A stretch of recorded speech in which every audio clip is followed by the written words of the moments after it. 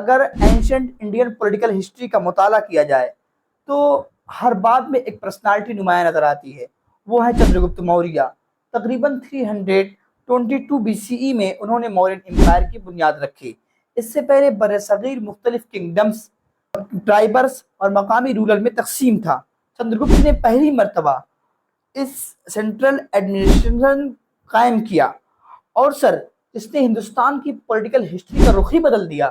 مشہور مورخ توپیندر سنگھ لکھتی ہیں، the Mauryan empire marked the beginning of ruler in South Asia. Sir یہاں ایک اہم کویسچن پیدا ہوتا ہے کہ کوئی نوجوان آخر اتنی بڑی امپائر کیسے قائم کر سکتا ہے؟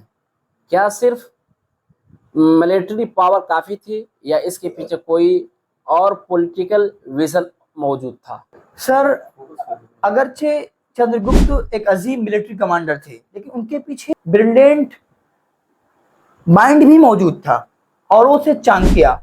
چانکیہ وہ ہیں سر جنہیں وشنو گپت اور کوٹلیہ بھی کہا جاتا ہے۔ انہوں نے سر ارتھ شاستر تحریر کی۔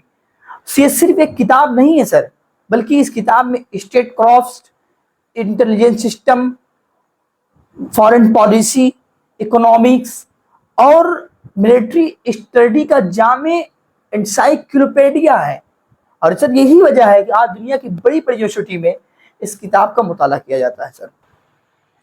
سر پھر یہ کہنا درست ہوگا کہ چانکیہ صرف ایک ٹیچر نہیں، ایک استاد نہیں، بلکہ ہندوستان کے پہلے حکمت عملی کے مدبر تھے۔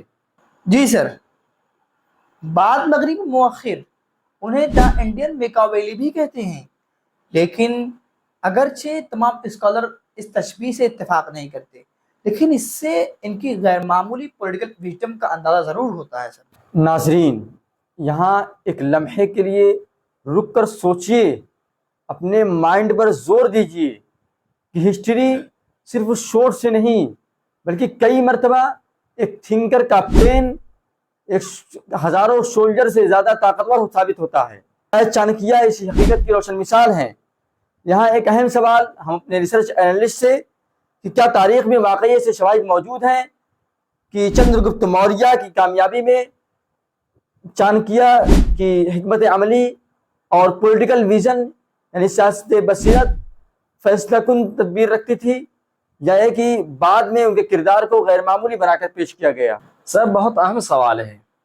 اسی نقطے پر ہسٹورین کے درمیان بحث ملتی ہے۔ اگرچہ بعض روایات میں چانکیہ کے کردار کو غیر معمولی انداز میں بیان کیا گیا ہے، لیکن متعدد بنیادی ماخذات اور بعد کے تاریخی تجزیے اس بات کی تائید کرتے ہیں کہ موریہ سلطنت کے قیام میں ان کی سیاسی حکمت عملی، منصوبہ بندی اور حکمت عملی اور انتظامی بصیرت نے اہم کردار ادا کیا ہے۔ اسی لیے بیشتر جدید مورخ چندر گپت موریہ کی فوجی صلاحیت اور چانکیہ کے سیاسی ذہانت کو موریہ سلطنت کی کامیابی کے دو بنیادی ستون قرار دیتے ہیں۔ اسی زمانے میں سکندر اعظم ہندوستان بھی آیا۔ کیا چندر گپت موریہ اور سکندر اعظم کا براہ راست ٹکراؤ ہوا؟